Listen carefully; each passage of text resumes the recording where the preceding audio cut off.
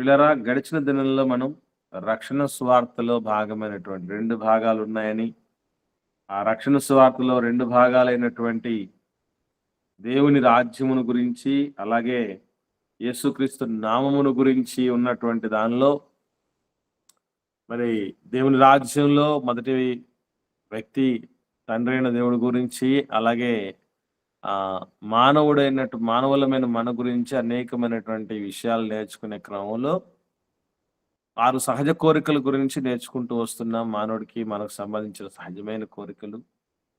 అందులో ఆకలి దప్పుల గురించి తెలుసుకున్నాం. లైంగిక కోరికల గురించి తెలుసుకున్నాం. అలాగే గౌరవం గురించి నేర్చుకున్నాం. ఏది సాధించాలి అనేటటువంటి దాని విషయం నేర్చుకున్నాం. ఇప్పుడు 5వ సహజ కోరిక భద్రత. భద్రత గురించి మానవుడికి ఉన్నటువంటి సహజమైనటువంటి కోరిక ఏమిటి? ఎలాంటి భద్రతలు మనిషి కోరుకుంటాడు? ఒకసారి ఎవరిని భద్రతగా మనిషి భావిస్తాడు? ఇది ప్రతి మనిషి ఖచ్చితంగా కోరుకుంటారా లేదా భద్రత? ఎలా దాన్ని చెప్పగలం? ఇది సహజమైన కోరికనే ముందు మనం కన్ఫర్మ్ చేసుకోవాలి. ఏ పాఠంలోనైనా సరే ఇది మనకు నిజముగా ఆవశ్యకమైనదేనా కాదా? ఇప్పుడు సహజ కోరికలు ఉన్నాయి 6 కోరికలు. వాటిలో నిజంగా ఇవి సహజంగా ఉండేటివా? లేకపోతే అతీతంగా ఎవరన్నా ఉండగలరా? ఇది ముందు మనం కన్ఫర్మ్ చేసుకోవాలి. కాబట్టి ఎలా? వీటిని కన్ఫర్మ్ చేసుకోవటం ఎలా? భద్రత అనేది మానవుడికి సహజ సిద్ధమైనటువంటి కోరిక అని మనం ఎలా కన్ఫర్మ్ చేసుకోగలం? నా ప్రశ్న అర్థమైందండి?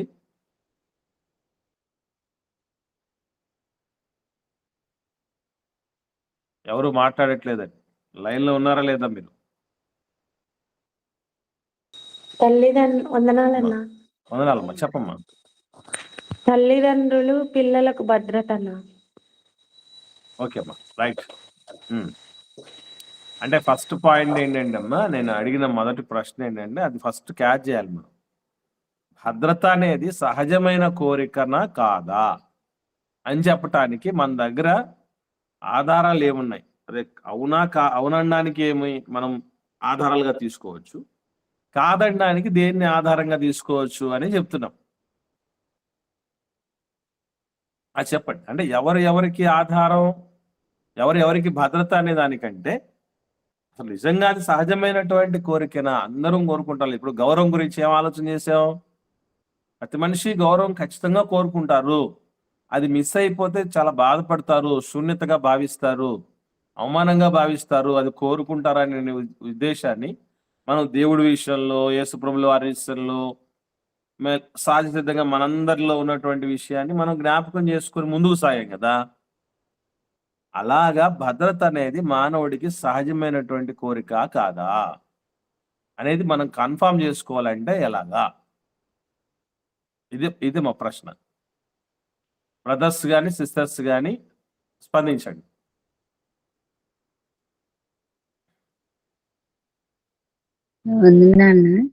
భద్రత చాలా ముఖ్యమైనది. నా భద్రత చిన్నపిల్లలకు తల్లిదండ్రుల భద్రత ఉండాలన్నా, మనకు వృద్ధాప్యంలో ఉన్నప్పుడు బిడ్డల దగ్గర మనం భద్రంగా ఉండాలని అనుకుంటాము. ఇట్లా ప్రతి ఒక్కరు ఎవరో ఒకరి భద్రతలో ఉండాలని అనుకుంటాము. Okay, right. కొంచెం అంటే తల్లిదండ్రులు పిల్లలకు భద్రత, అలాగే వృద్ధులైనప్పుడు తల్లిదండ్రులు పిల్లల వరకు భద్రత, ఇంకా దేవుడి భద్రతలో కూడా ఉండాలి. దేవుని భద్రత కూడా ఉండాలని ఇంకా అంటే నేను ఏమంటున్నానంటే అది సహజమైనటువంటి కోరిక అని మనము కన్ఫర్మ్ చేసుకోవడానికి ఈ ఉదాహరణలు సరిపోవు, ఇంకా చాలా ఉన్నాయి. అది ముందు ఫస్ట్ ఆఫ్ ఆల్ మనకు తెలిస్తే దాని ఆవశ్యకత మనకు అర్థం అవుతుంది, పాఠం యొక్క తీవ్రత మనకు అర్థం అవుతుందండి. అది ఇంకా దేవుని భద్రతలో మనం ఉంటే సాతాను పెట్టు చిక్కులలో మనం పడకుండా ఉంటాము. దేవుడు కాచి కాపాడుతాడు. దేవుని భద్రతలో మనం ఉండాలని. ఓకే అక్క. అంటే మనం ముందు లోక సంబంధమైనటువంటి విషయాల దగ్గరికి వద్దాం అక్క. మన ఫస్ట్ ఆఫ్ ఆల్ ఏంటంటే సహజమైన కోరిక అన్నప్పుడు ఆ, లోకంలో ఉన్న సహజమైనటువంటి విధానాలు మనం ఆలోచన చేయాలి. ఇంక మిగతా వాళ్ళు ఎవరు మాట్లాడట్లేదు. అంటే మీకు విషయాలు స్ట్రైక్ అవ్వక మాట్లాడట్లేదా, మీరు లైన్లో లేక మాట్లాడట్లేదా ఏంటి? లేదు ఇప్పుడు వరకు సిస్టర్స్ మాట్లాడిన వరకు తప్ప మిగతాది మనకేం అనిపించట్లేదా అనేది మీరు రెస్పాండ్. అక్షయమ్మ గారు చెప్పండి అమ్మా.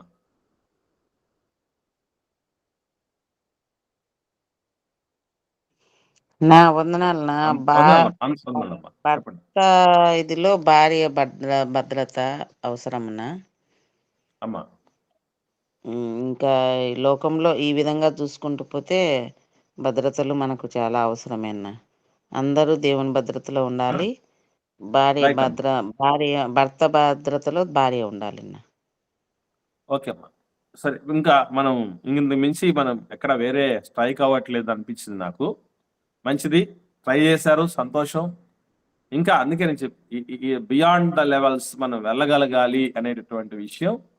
దానికోసమే మనం ఈ ప్రత్యేకమైనటువంటి తరగతులు. ఇది అందరికీ అందుకునేంత సాధ్యమైనటువంటి కాదండి. చాలా మేము నేర్చుకునేటప్పుడే చాలా ఇబ్బంది పడ్డాం. ఏమి అసలు మీరు చాలా బెటర్, మా మీద చాలా బెటర్. చెప్పండి అమ్మా.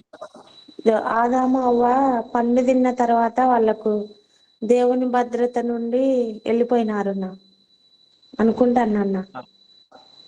అది కాదమ్మా, ఇక్కడ మానవుడికి సహజంగా భద్రత అనేది ఇష్టమైందని చెప్పటానికి మనకు ఉదాహరణలు కావాలి. అది ముఖ్యం.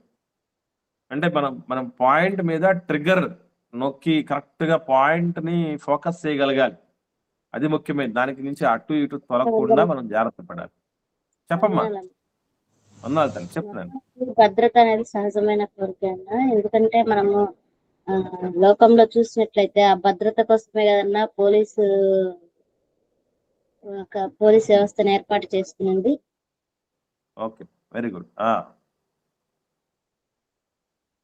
Right, very good. ఇంకొంచెం ముందుకు వచ్చారు, సంతోషం. ఒకసారి గమనించండి. ఇప్పుడు నేను అడుగుతున్నాను, ఒకసారి గమనించండి. భోజనం తింటున్నాం కదా మనం ప్రతి ఒక్కరు. భోజనం అంటే ఆహారం తీసుకుంటున్నాం కదండి.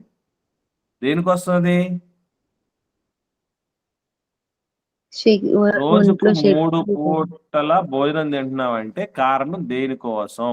బలం కోసం, బ్రతకడం కోసం. ఇప్పుడు తినకపోతే ఏమవుతుంది? బలహీనలం అయిపోతాం. పని చేసుకోవడానికి శక్తి. ఒక మాటలో చెప్పాలంటే ఆరోగ్య భద్రత కోసం ఆహారం తీసుకుంటాం. మరి వాకింగ్లు, జాగింగ్లు, తర్వాత సరైన నిద్ర, ఇలాంటివి ఆహారం తీసుకునే విషయంలో కూడా మితంగా తీసుకోవటం, ఇవి కొన్ని నియమాలు పాటిస్తాం కదండి. దేనికోసం? ఆరోగ్య భద్రత కోసం. అంటే ఆరోగ్యం అనేటటువంటి దానిని కాపాడుకోవటం కోసమే తిండి తింటున్నాం, దాన్ని కాపాడుకోవటం కోసమే వ్యాయామాలు చేస్తున్నాం, దాన్ని కాపాడుకోవటం కోసమే తిండి విషయంలో జాగ్రత్తలు వహిస్తున్నాం, సమయానికి తింటున్నాం. ఇవన్నీ సహజమైన ఆరోగ్య భద్రత కొరకు తీసుకున్నటువంటి జాగ్రత్తలు. ఒకటి. తర్వాత ఇల్లు కట్టుకున్నాం. ఒక నివాసం ఎందుకు మనిషికి? మనము చదువుకున్న చదువుల్లో ఇల్లు దేనికి, నివాసం దేనికి అని ప్రశ్న అడిగితే మనం ఏం చెప్పాం? గుర్తుందా? పాత మధురాలు గుర్తుకు తెచ్చుకోండి ఒకసారి. శత్రువుల బారి నుండి, జంతువుల బారి నుండి భద్రత కొరకు. శత్రువుల బారి నుండి, జంతువుల బారి నుండి భద్రత కొరకు. ఇంతేనమ్మా? అంటే సరిగ్గా గుర్తు వచ్చినట్లు లేవు మరి చదువుకున్న చదువుల్లో నుంచి. ఈ రెండేనా? ఎండ నుండి రక్షణ, ఎండ నుంచి, గాలి నుంచి, చలి నుండి, వేడి, తర్వాత వచ్చేసి వర్షం నుంచి, దొంగల నుండి. అదే మా ముందు చెప్పింది అమ్మాయి. సో సో దొంగల బారి నుంచి, శత్రువుల బారి నుంచి, ఎండ నుంచి, వాన నుంచి, చలి నుంచి, వీటన్నిటి నుంచి రక్షించుకోవటానికి ఇల్లు కట్టుకుంటున్నాం. ఇల్లు మానవుడి యొక్క సహజమైనటువంటి అది కోరిక. అంటే ఇటు కనీసం సొంత ఇల్లులోనైనా ఉండాలి, లేదా రెంటెడ్ హౌస్లోనే ఉండాలి కదా. ఏదో ఒక ఇంట్లోనైతే నివాసంలో ఉండాల్సిందే. ఇది దేనికోసం? పర్పస్ ఏంటి? భద్రత. పర్పస్ దేనికోసం అంటే భద్రత. తాళాలు ఎందుకు కనుక్కున్నాం? తాళాలు, భారతదేశంలో తాళాల పరిశ్రమ మొత్తం భారతదేశంలో ఎక్కువగా ప్రసిద్ధిగాంచినటువంటి స్థలం ఒకటి ఉందట. చదువుకున్న పిల్లలు గుర్తుందమ్మా, మర్చిపోయారు లేదా? డిఎస్సి రాసేటప్పుడు గుర్తుపెట్టుకోండి. ఉత్తరప్రదేశ్లో అలీఘర్ అనేటటువంటి ప్రదేశం ఉందట. అది తాళాల పరిశ్రమకు బాగా పెట్టింది పేరుగాంచినటువంటిది. మేము ఎలా గుర్తుపెట్టుకునేవాళ్ళం అంటే, మేము చదివేటప్పుడు, నేను ఎప్పుడు మాట చెప్తున్నాను తెలుసా? దాదాపు 20 ఏళ్ల క్రితం మాట చెప్తున్నా. 20 ఏళ్ల క్రితం మేము వెరీ గుడ్ అమ్మా. అలీఘర్ లో ఘర్ ఉంది. ఘర్ అంటే ఇల్లు, ఇంటికి తాళాలు కావాలి కదా, అలా గుర్తుపెట్టుకునేవాడు. అలీఘర్ అనగానే తాళాల పరిశ్రమ అని మాకు గుర్తొచ్చింది. సరే, మీకు ఎందుకు చెప్తున్నానంటే, ఈ తాళాలు ఎందుకు కనుక్కున్నాం? మన ఇంట్లో వస్తువులు పోకుండా భద్రపరచుకోవడం కోసం. భద్రత కొరకే తాళాలు. ఓకే, సెల్ ఫోన్లు అవి భద్రంగా ఉండటం కోసం ఏం వాడుతున్నాం మనం? సెల్ ఫోన్లకి లాక్ పెట్టుకుంటున్నాం. ప్యాటర్న్ లాక్ ఉంటుంది, ఇంకా ఫింగర్ లాక్, థంబ్ లాక్ ఉంటుంది, ఫేస్ ఫింగర్ లాక్ లాక్. ఉంటుంది. ఎందుకు ఇది? భద్రత. ఎందుకు ఇది? ఎవరన్నా భద్రత. చేస్తాం. సెల్ ఫోన్ భద్రత కోసం. సెల్ ఫోన్ భద్రత కోసం. డబ్బు బ్యాంకులో దాచుకుంటాం. ఎందుకు? భద్రత అది కోసం. భద్రంగా అక్కడ ఉంటుంది కాబట్టి. చిన్న మొత్తాలను పొదుపు చేసుకోండి అంటారు. దాంట్లో చిన్న మొత్తాల పొదుపు సంస్థ ఏమంటాడంటే, సొమ్ము భద్రం భవిత బంగారం అంటాడు. అంటే భద్రంగా సొమ్ము ఉండాలంటే భవిష్యత్తు బాగుంటుంది. అది ఒక భద్రంగా దాచాలి. ఇలా మనం ఎన్నో సందర్భాలు. అసలు మీకు విషయం ఏంటంటే, స్నానం ఎందుకు చేస్తాం? రోజు స్నానం చేస్తాం కదా మనం. స్నానం ఎందుకు చేస్తామండి? శుభ్రత కొరకు. అసలు క్రిముల నుండి, సూక్ష్మజీవుల నుండి, వాటి దాడి నుంచి భద్రత కోసం. బ్రష్ ఎందుకు చేస్తాం? భద్రత కోసమే. దంతక్షయం అనేటటువంటి రోగం నుంచి వచ్చేటటువంటి ఆ ప్రాబ్లమ్స్ నుంచి మనం బయటపడడానికి వాహనాలు ఉన్నాయి. వాహనాలకి బ్రేకింగ్ సిస్టమ్ చాలా బాగుండాలి. Break system. ఆ బ్రేక్ సిస్టమ్ ఎందుకు పెట్టుకోవాలి మనం? భద్రత. ప్రమాదాలు జరగకుండా భద్రత. ట్రాఫిక్ రూల్స్ ఎందుకు? రోడ్డు భద్రత. యాక్సిడెంట్ అంటే ఇలా మొత్తం అన్ని మనం ఎప్పుడు దాకా ఎక్కడ ఆగినాం అంటే, స్టార్టింగ్ లో ఒక రిలేషన్ దగ్గర మాత్రమే ఆగాం. తల్లిదండ్రులు పిల్లల దగ్గర ఆగాం, భార్య భర్తల దగ్గర ఆగాం. అవే కాదు, ఇప్పుడు దాకా ఎన్ని ఆలోచన చేసాం. తర్వాత ఇంకా ఇక్కడ అయిపోలేదు. అసలు భారతదేశం బడ్జెట్లో, ప్రతి దేశపు బడ్జెట్లో అగ్రభాగం, సింహభాగం దేనికి కేటాయిస్తారు తెలుసండి? భద్రతకు కేటాయిస్తారు. భారతదేశపు భద్రతా విభాగాలు ఉన్నాయి. ఐడియా ఉంది ఎవరికైనా? భారతదేశానికి డిఫెన్స్ మెకానిజం అంటారు దాన్ని.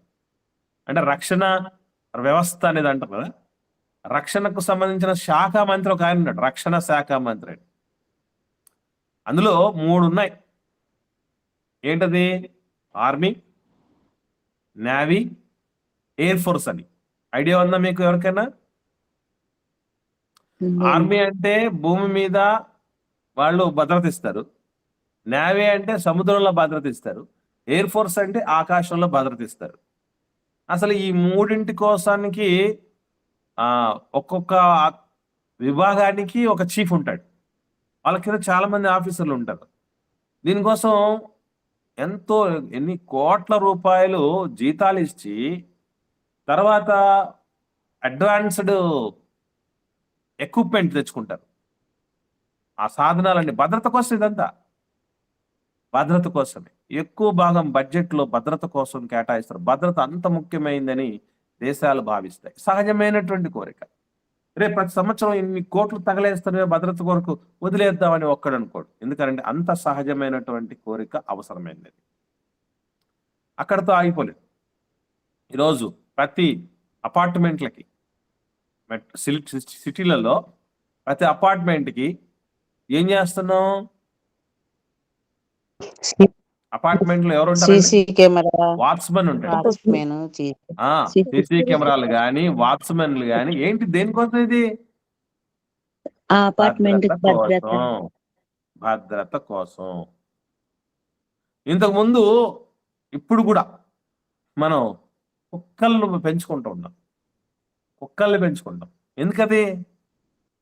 మన ఇంటికి భద్రత. శత్రువుల బారి నుంచి, వన్యమృగాల నుంచి భద్రత కోసం వాటిని కాపలాగా, భద్రత కోసం. ఇప్పటికి కొంతమంది గూర్ఖాలను తిరుగుతూ ఉంటారు, చూస్తారు కదా. నైట్ టైంలో గూర్ఖాలను, అందరూ నిద్రపోయిన తర్వాత వాడు ఆ కర్ర చేత పట్టుకొని రోడ్డును కొట్టుకుంటూ పోతూ విజిలేస్తూ తిరుగుతూ ఉంటాడు. అది ఊరి భద్రత కోసం. కావలివారు అని ఉంది కదా. యెహోవా పట్టణమును కాపాడనీడలా కావలివారు మేల్కొని ఉన్నట వ్యర్థమే అంటాడు కదా. కావలివారు మేల్కొని ఉంటాడు. అదొక భద్రత. ఎంతటితో అయిపోలేదు. అంగరక్షకులు పెట్టుకుంటారు, బాడీ గార్డ్స్ అని. వీళ్ళు ఏం చేస్తారు? గన్నులు చేత పట్టుకొని చుట్టూ Z+ కేటగిరీ, ప్రపంచంలో మానవుడికి భద్రత ఇవ్వటంలో Z+ కేటగిరీ అనేటటువంటిదే చాలా పవర్ఫుల్ భద్రత అండి. ఇది ఎవరికి ఇస్తారు? కేంద్ర మంత్రులకి, ఎంపీలు లాంటి వాళ్ళకి, చాలా చాలా మోస్ట్ పవర్ఫుల్ సెలబ్రిటీలకి వాళ్ళకు ఈ భద్రత ఇస్తారు. అది ఒకటి, బాడీ గార్డ్స్ అనేటటువంటి సిస్టమ్.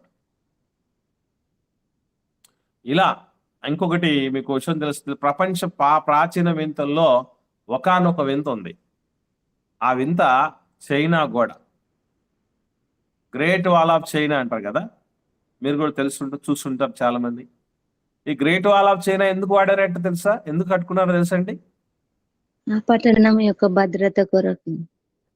ఓకే, తెలిసిన వాళ్ళు ఇంకా చెప్పండి. ఆ ఎగ్జామ్ కోసం చదివిన వాళ్ళు బాగా తెలిసి ఉంటారు, చెప్పండి ఇంకా. శత్రువుల బారి నుండి కాపాడుకున్నట్టు. వెరీ గుడ్ అక్క. అయితే కొంచెం పర్టికులర్ గా ఈ ఎగ్జామ్స్ డిఎస్సి ప్రిపేర్ అయిన పిల్లలు ఏం చదువుతున్నారు మీరు? ఇవన్నీ తెలియాలి మనకి. అసలు ఎందుకు ఇవన్నీ కట్టారు ఏంటి అనేటటువంటి విషయం చాలాసార్లు చదివి ఉంటారు, మర్చిపోయి ఉంటారు అంతే. అట్లా ప్రిపేర్ అయితే రావమ్మా జాబ్స్ రావటానికి ఒక దీక్షలాగా మనం నేర్చుకోవాలి. అంత సులభమైన విషయం కాదు అది. మంగోలులు అనే వాళ్ళు ఉండేవాళ్ళు. మంగోలుల దాడుల నుంచి చైనా దేశాన్ని కాపాడుకోవాలి అని వాళ్ళు చైనాలోనికి ప్రవేశించకుండా అడ్డుపడే విధంగా, అడ్డుకట్టగా ఉండేటటువంటి రక్షణ వలయంగా ఏర్పాటు చేసుకున్నారట చైనా కూడా. అంటే దేనికోసం అన్నమాట చైనా కూడా? అది కూడా భద్రత కోసమే.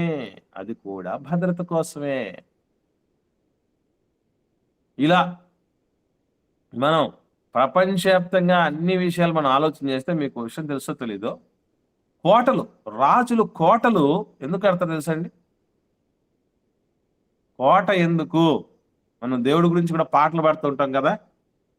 ఏమని?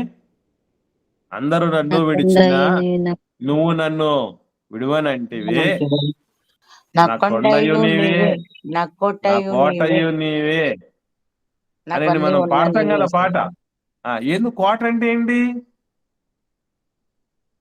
కోట అంటే శత్రువులు ఏంటి అర్థం? దేనికోసం కడతారు తెలుసా? శత్రువులు ఎంటర్ రాజ్యానికి కాకుండా అంతేనమ్మా. ఒక మాటలో చెప్పాలంటే రక్షణ భద్రత వలయం అది, వలయం రాజ్యానికి. రక్షణ నిలయం అది కోట అంటే.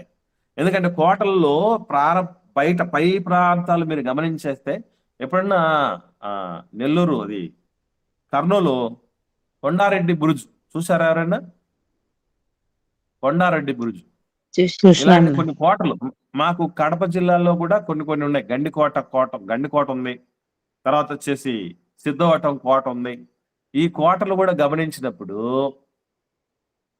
మనం ఖచ్చితంగా తెలుసుకోవాల్సిన విషయం ఏంటంటే ఆ చిప్పర్లో ఒక చిన్న ఆర్చ్ లాగా ఉండి దానిలో నుంచి ఆ ఆర్చ్ లో నుంచి ఒక రంధ్రం ఉంటది. అక్కడ ఒక మనిషి తలబెట్టి అవతల బయట చూడొచ్చు.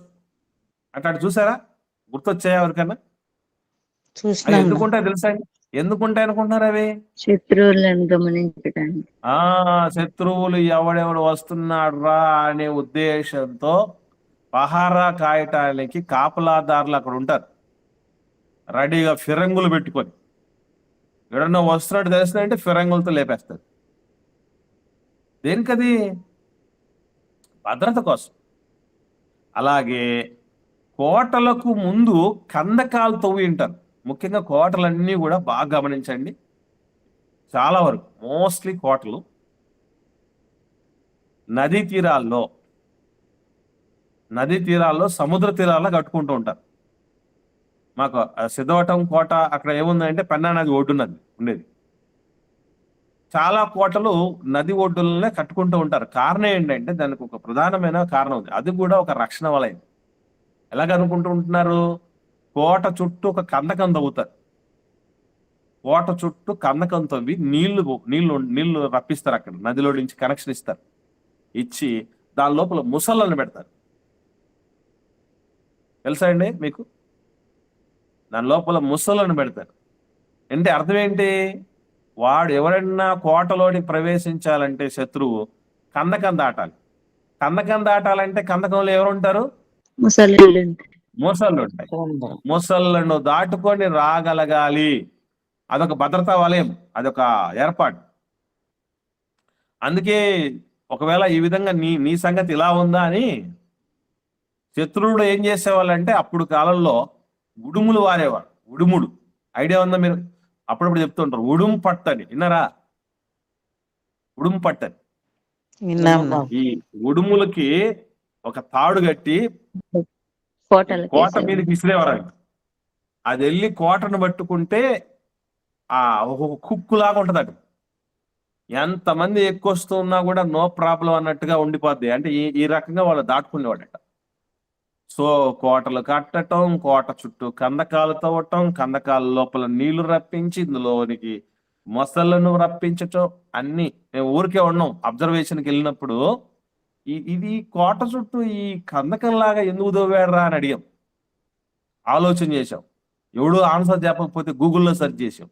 వాడు చెప్తాడు ఏమని అంటే ఇది ఈ పర్పస్ కోసం చేశారు. భద్రత కోసం ఎన్ని ఆలోచనలు చేశారా మానవుడు అనిపించింది. తెలుసా? షాంపూ ఎందుకు వాడతారు? తలకు షాంపూ, కుంకులకాయ, సీకాకాయ లాంటి దాంట్లో మొదలుకొని ఇప్పుడు దాకా షాంపూలన్నీ కూడా వాడుతున్నాం. ఎందుకు అనుకున్నారు?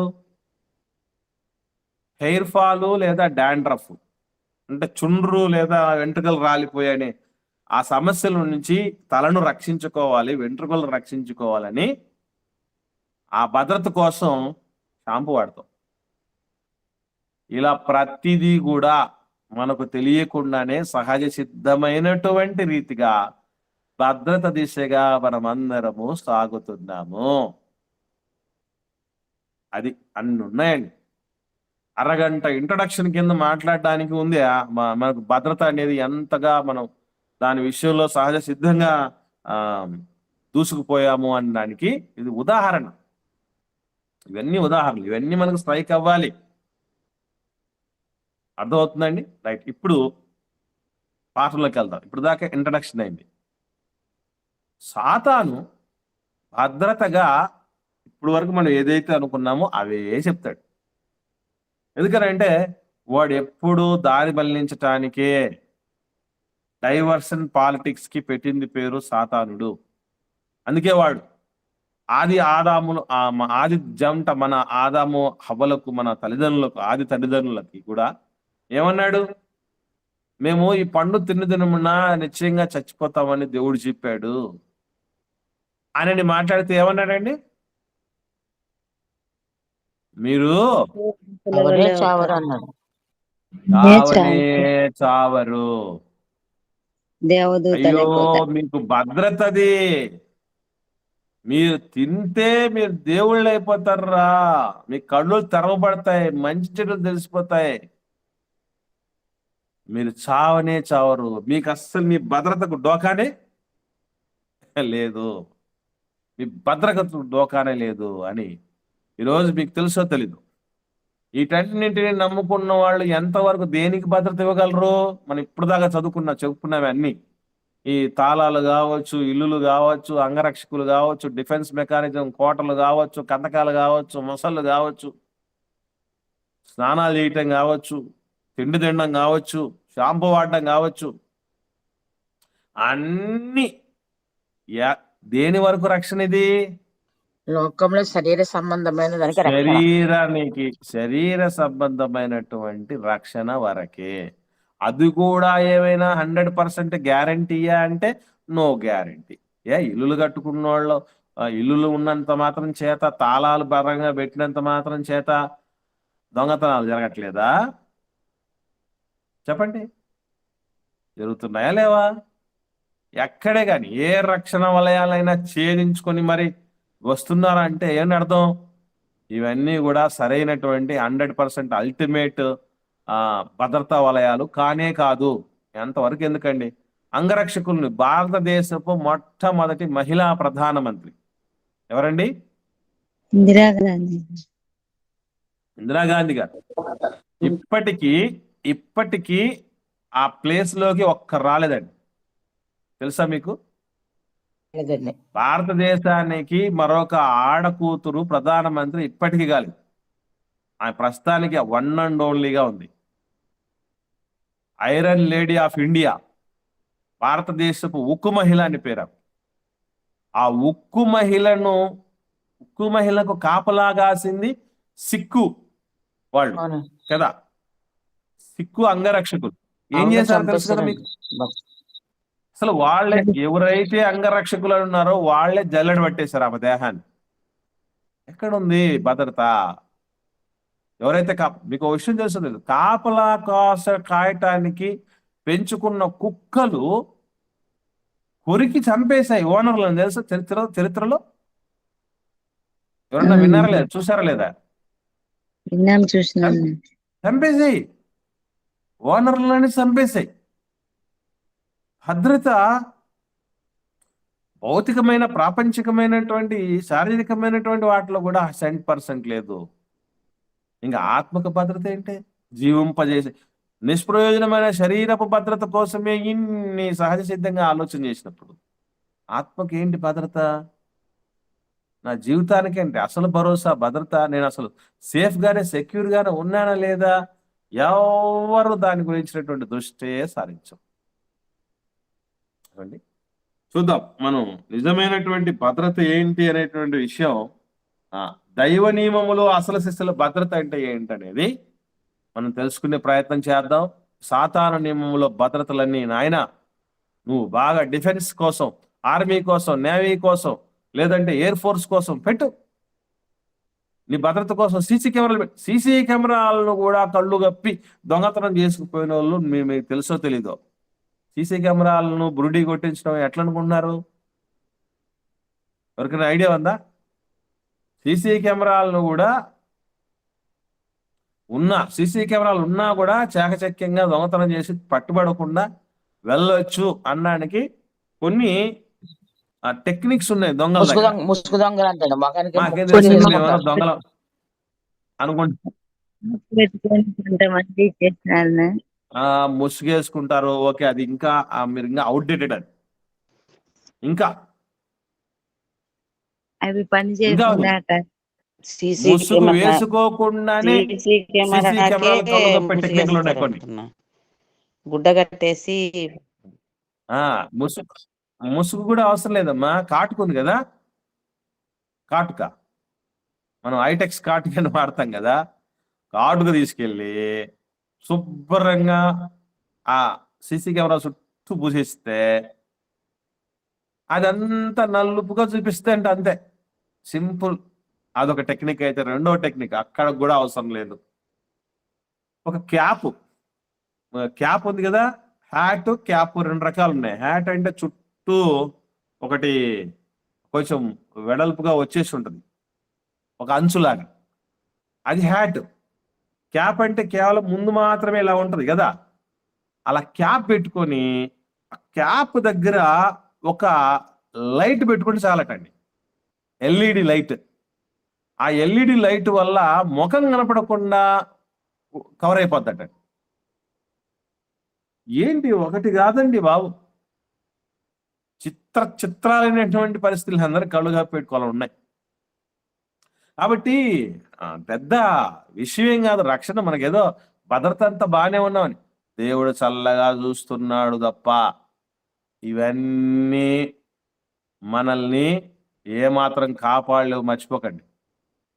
మనం ఏదో అనుకుంటూ ఉంటాం ఏమండి, ఇవన్నీ మనం అనుకుంటూ ఉంటాం కానీ వాస్తవం గుర్తుపెట్టుకోవాలి.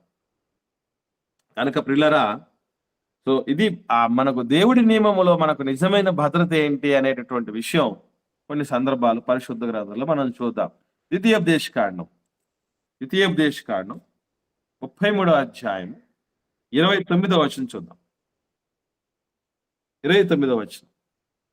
ఇశ్రాయేలు నీ భాగ్యం ఎంత గొప్పది, యెహోవా రక్షించిన నిన్ను పోలిన వాడెవడు, ఆయన నీకు సహాయకరమైన కేడము, నీకు ఔన్నత్యమును కలిగించు ఖడ్గము, నీ శత్రువులు నీకు లోబడినట్లుగా వారు వేషము వేయుదురు, నీవు వారి ఉన్నత స్థలములను త్రొక్కుదువు.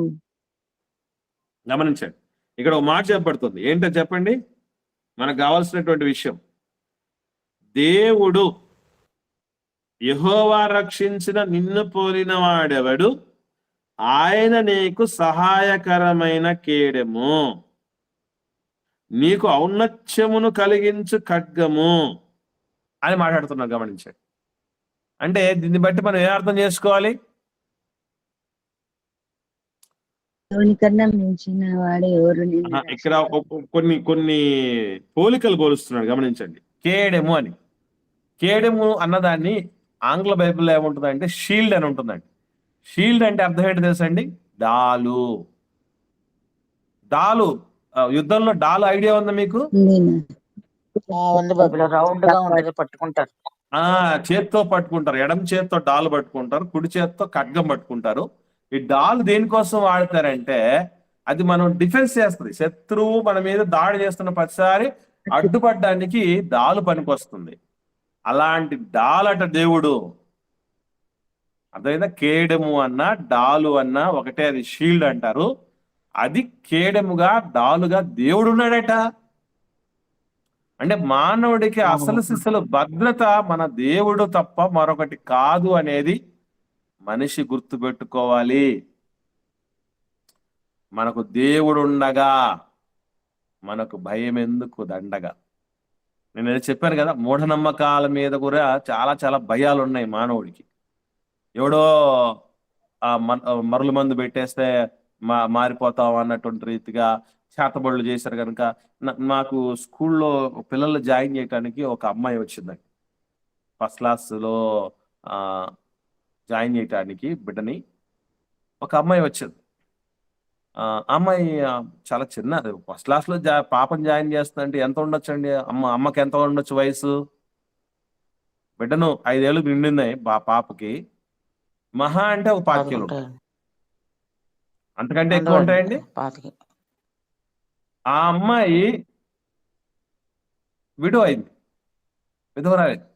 విధవరాలు అయ్యి కూడా ఒక జస్ట్ పాప పుట్టింది, ఇంకో పాప పుట్టింది, 4 ఏళ్ళు అయిందంట అప్పటికి, భర్త చనిపోయి. ఏమ్మా ఏమైంది అని అంటే, చిత్రం ఏంటంటే అమ్మాయి క్రిస్టియన్ అమ్మాయి, దివ్యవాణి పేరు.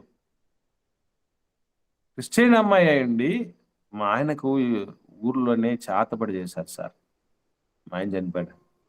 షాక్ అయిపోయి అప్పుడే వచ్చింది నాకు మనసులోకి ఏమనంటే, దీని మీద చక్కని అవేర్నెస్ కల్పించే ఒక చక్కని గీతం క్రైస్తవులకు, మిగతా వాళ్ళకు మనం మనం వాళ్ళని ఏ విషయం ఏం చేయలేం, మన సొంత వాళ్ళనైనా కొంచెం మేలు కొలపాలి, ధైర్యపరచాలి అనేటువంటి ఉద్దేశంతో, మనకు దేవుడే సహాయకుడై ఉన్నప్పుడు, మనకు దేవుడే కేడమై ఉన్నప్పుడు, మనకు మన తండ్రే ఒక ఖడ్గమై ఉన్నప్పుడు, ఆశ్రయ దుర్గమై ఉన్నప్పుడు, ఇవన్నీ ఏం చేస్తాయి మనల్ని అని పాట రాశారండి.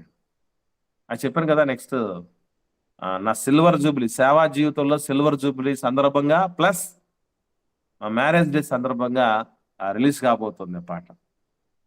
పేరులో మంచిగా జ్ఞాపకం చేసుకోండి. సో ఇక్కడ మన భద్రత దేవుడు అనేటటువంటిది దైవ నియమములో మన భద్రత. రేపు ఎవరికైనా మన పిల్లలకైనా, నాయన డబ్బు సంపాదించుకోరా, మీకు మంచిగా భద్రతనిస్తుంది, ఆర్థిక భద్రత మనకు కావాలరా, ఆరోగ్య భద్రత కావాలా, అది ఇది గుర్తుపెట్టుకోండి. ఇవన్నీ మనల్ని ఏ మాత్రం డబ్బులున్నోళ్ళు అర్ధాంతరంగా లేపేసిన వాళ్ళు లేరా? డబ్బులున్నోళ్ళని, అసలు డబ్బుల కోసమే కదా అన్ని జరిగేది. కనుక ఇవన్నీ మన మైండ్లోనూ మన పిల్లల మైండ్లోనూ గట్టిగా ఏమని ముద్రించాలంటే, మనకు ఇవన్నీ భద్రతలు కానే కావు. మన దేవుడికి మించిన భద్రత, మనకు దేవుడికి మించిన రక్షణ, కేడము మరొకటి లేనే లేదు అనేటటువంటి విషయం మనం మర్చిపోకూడదు పిల్లల. గమనించండి. ఇంకా మంచి మాటలు చూద్దాం. శ్రేష్టమైనటువంటి సంగతులు గమనించగలిగితే 18వ అధ్యాయము సామెతల గ్రంథం, 18వ అధ్యాయము 18వ అధ్యాయం చూద్దామండి. 10వ వచనం. సామెతల గ్రంథం 18వ అధ్యాయము 10వ వచనం. యెహోవా నామము బలమైన దుర్గము, నీతిమంతుడు అందులోనికి పరిగెత్తి సురక్షితముగా నుండును. గమనించండి, దేవుడి నామమే అసలైనటువంటి దుర్గం, బలమైన దుర్గం, అదే ఆశ్రయ దుర్గం. కాబట్టి దానిలోకి ఏం చేయాలి? ఏం చేయాలంటే అందులోకి పరిగెత్తుకొని పోయి పరిగెత్తుకొని పోవాలి. ఎందుకంటే ఆయనే మన ఆశ్రయం, ఆయనే మనకు భద్రత. కాబట్టి దేవుడికి మించిన భద్రత మరొకటి లేదు అన్నటువంటి ఉద్దేశంతో మనం ఎప్పుడు కూడా సిద్ధపడాలి. మన దేవుడు భద్రమై ఉండాలి. ఎందుకనంటే ఆయన ఒక్కసారి కాపుదల చేసి కాచుకొని కూర్చున్నాడంటే, ఆయన టచ్ చేయగలిగినటువంటి, ఆయన సమీపించగలిగినటువంటి పరిస్థితులు మనల్ని ఎవడు టచ్ చేయగలిగిన పరిస్థితి ఎవడికి రాదు. ఎందుకనంటే దేవుడు మనల్ని ఒక 3 ప్లేసుల్లో పెట్టుకున్నారని చెప్తూ ఉంటాడు. ఐడియా ఉందా ఎవరికైనా? ఒక 3 ప్లేసుల్లో పెట్టుకున్నాము అని చెప్పేటటువంటి పరిస్థితి ఉంటది మనల్ని గుర్తులేదండి? ఒకటి మిమ్మల్ని ముట్టువాడు కనుగుడ్డును ముట్టినట్టు అన్నాడు, ఒకటి పోలిక. నేను అరచేతిలో నేను చెక్కున్నాను, ఇది 2వ పోలిక. 3వ పోలిక కూడా రావాలి అక్కడికి వస్తేనే. ఎందుకంటే ఈ 2 వరకు ఎవరన్నా వచ్చేస్తారు. 30 మార్కులు 60 మార్కుల దాకా ఎవరైనా వస్తారు, ఎక్కువ మంది ఉంటారు అక్కడ. 100కు 100 కొట్టే వాళ్ళు తక్కువ ఉంటారు. ఆ బ్యాచ్ లో మనం ఉండాలి. ట్రై చేయండి. నాయనా నువ్వు నా మాట విన్నావా? ఓకే.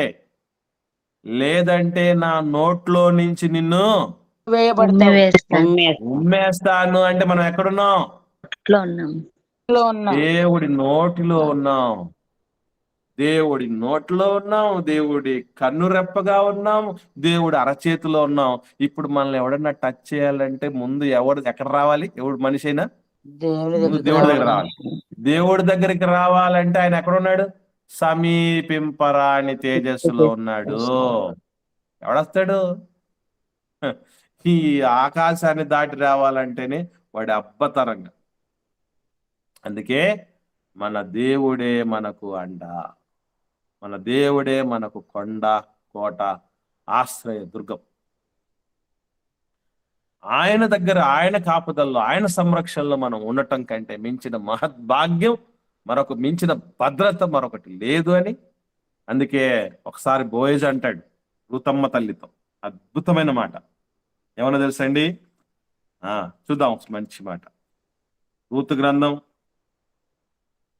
3వ అధ్యాయంలో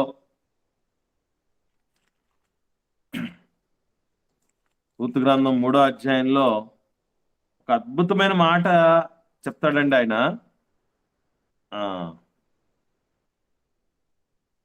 యెహోవా రెక్కల క్రింద 12వ వచనం, సురక్షితముగా. 2వ అధ్యాయం కదమ్మా, 2:12.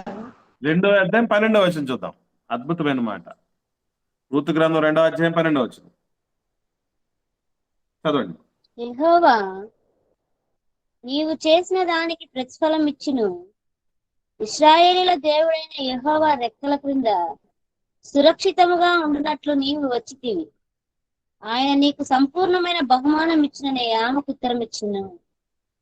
ఏమండి ఎంత అద్భుతమైన మాట చెప్పాడండి ఆయన. నువ్వు చేసుకున్నావు, చూసావమ్మా. నీ దేవుడే నా దేవుడు, నీ జనమే నా జనం అని సెలెక్ట్ చేసుకున్నావు, చూసావా? అదేనమ్మా నీ లైఫ్ కు టర్నింగ్ పాయింట్. యెహోవా రెక్కల క్రింద సురక్షితంగా ఉండడానికి వచ్చావు. నిన్ను ఎవడిగా టచ్ చేయలేడు అని చెప్తున్నాడు. రూతమ్మ జీవితం మొత్తం టర్న్ అయిపోవటానికి కారణం ఏంటంటే దేవుని రెక్కల క్రిందికి వచ్చింది. ఈవెన్ పేతురు గారు కూడా ఏమంటారండి? ఆయన బలిష్టమైన రెక్కల క్రిందికి రండిరా అంటాడు. ఎందుకంటే ఆయన రెక్కల కిందికి వస్తే ఎవడండి మనల్ని టచ్ చేయగలిగింది? మహోన్నతుని చాటు నివసించేవాడు రక్షించాడు. మహోన్నతుని చాటున నివసించువాడే, సర్వశక్తుని నీడలో విశ్రమించువాడు అని. అటు మన దేవుడికి మించిన భద్రత ఈ ప్రపంచంలో ఎవ్వడు ఇవ్వలేడు, ఎవ్వరి వల్ల కాదు.